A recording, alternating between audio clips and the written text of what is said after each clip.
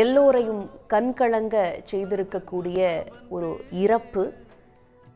நடிகர் விஜயகாந்த் அவர்களுடைய உடனான அனுபவங்கள், அவர்கள் ரசித்த விதங்களை பற்றி எல்லாம் நிறைய விஷயங்களை நம்மோடு பகிர்ந்துட்டு வராங்க.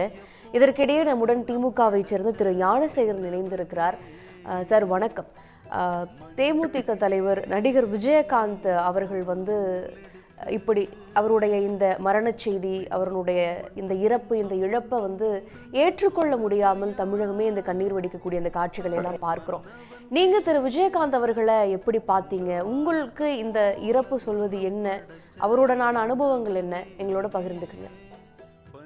ஒரு அரசியல்வாதியாக, சட்டமன்ற உறுப்பினராக அவருடைய அற்புதமான அந்த அறிவுத்திறமையை உண்மையில் நாங்கள் சட்டமன்றத்திலே பார்த்து வியந்து போனோம். பொதுவாக அரசியலில் இருக்கக்கூடியவர்கள் இந்த அளவிற்கு பொதுவாக முன்னேறக்கூடிய சூழ்நிலை நாங்கள் பார்த்திருக்கிறோம். ஆனால் ஒரு நடிகர் இதற்கு முன்னால் இதற்கு சம்பந்தமே இல்லாத ஒரு துறையில் திடீரென்று நுழைந்து அவர்கள் மிக சிறப்பாக தன்னுடைய பணியை ஆற்றிய காட்சிகள் இன்னும் கண்முன்னால் நின்று கொண்டிருக்கிறது.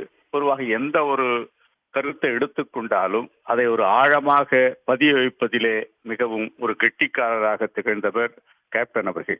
சொல்ல போனால் அவர் யாருக்கும் அஞ்சாமல், பொதுவாக அவர் நாக்கை துருத்தி, பொதுவாக எதிர்கட்சி அதாவது ஆளுங்கட்சிகளை மிரட்டுகின்ற பாணியில் அவருடைய பாணி, பொதுவாக அது நடிப்பில் இருக்கக்கூடிய ஒரு சுபாவமா என்னென்று சொல்ல முடியாது.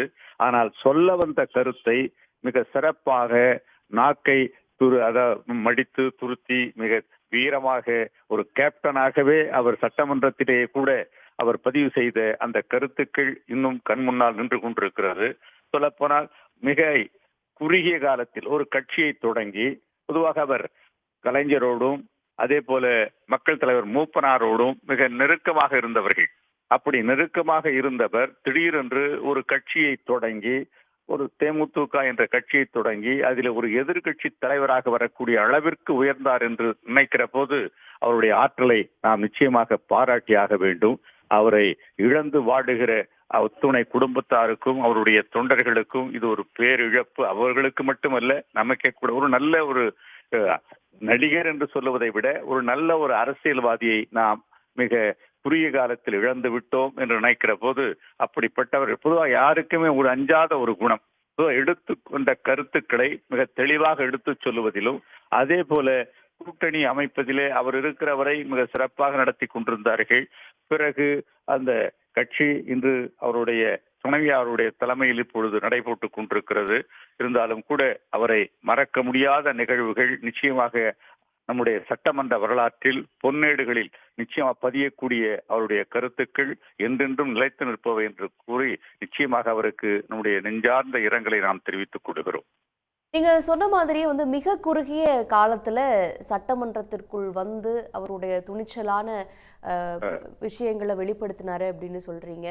அரசியல்ல தேர்ந்தவர்கள், பல ஆண்டு காலமாக அதிலேயே ஊர்னவங்க, அதிலேயே மூழ்கி முத்தெடுத்தவர்கள் எல்லாம் இருக்கக்கூடிய சமயத்துல மிக குறுகிய காலத்துல திரு விஜயகாந்த் அவர்கள் வர்றாங்க, அந்த அரசியல் ஒரு தாக்கத்தை ஏற்படுத்துறாங்க.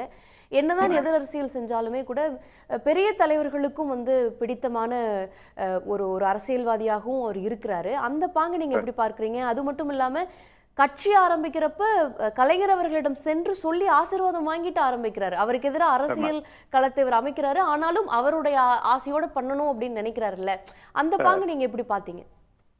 அது ஒரு நல்ல நாகரிகமான ஒரு அரசியல் சூழலை நாம் அவரிடம் கற்றுக்கொள்ள வேண்டும். பொதுவாக இன்றைய அரசியலில் நாம் எப்பொழுதும் எதிரும் புதிருமாக இருக்கக்கூடிய ஒரு சூழலையே நாம் தமிழகத்தில் பார்த்து கொண்டிருக்கிறோம்.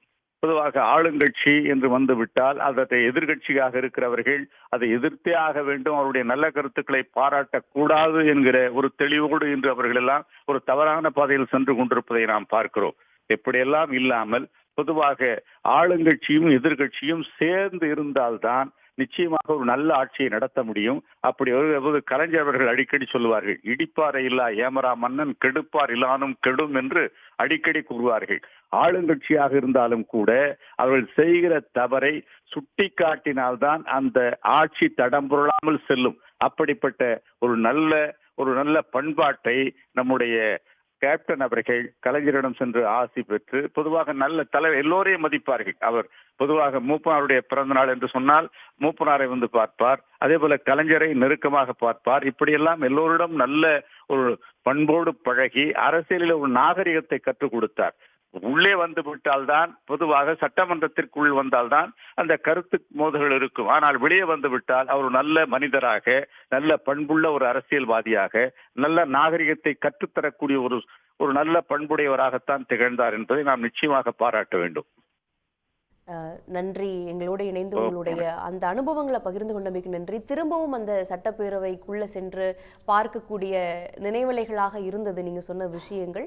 குறுகிய காலத்திற்குள்ள நடிகர் விஜயகாந்த் அவர்கள் அரசியலுக்குள் வந்தாலும் கூட அவருடைய அந்த காலகட்டத்திற்குள்ள ஒரு நல்ல தாக்கத்தை ஏற்படுத்தி இருக்கிறாரு. எல்லோரும் நினைவில் வைத்துக் கொள்ளக்கூடிய அளவுக்கு ஒரு அரசியல் தலைவராக அவருக்கு கிடைத்த அந்த குறுகிய காலத்திலேயே அவர் தன்னை நிரூபித்திருக்கிறார். வளர்ந்த பெரிய தலைவர்கள் மேல அளப்பரிய மரியாதை என்றாலும் தன்னுடைய அரசியல் களத்தில் தான் தேர்ந்தெடுத்த அரசியலை செய்வதில் அவர் துணிச்சலாக இருந்திருக்கிறார். அதே நேரத்தில் தலைவர்கள் மேல ஒரு நீங்காத மரியாதை கொண்டவராகவும் இருந்திருக்கிறார். தனக்கு சரி எனப்பட்டதை உடனடியாக சொல்லக்கூடியவராகவும் இருந்திருக்கிறார். உடனுக்குடன் செய்திகளை தெரிந்து கொள்ள சன் நியூஸ் பெல் ஐகானை கிளிக் பண்ணுங்க.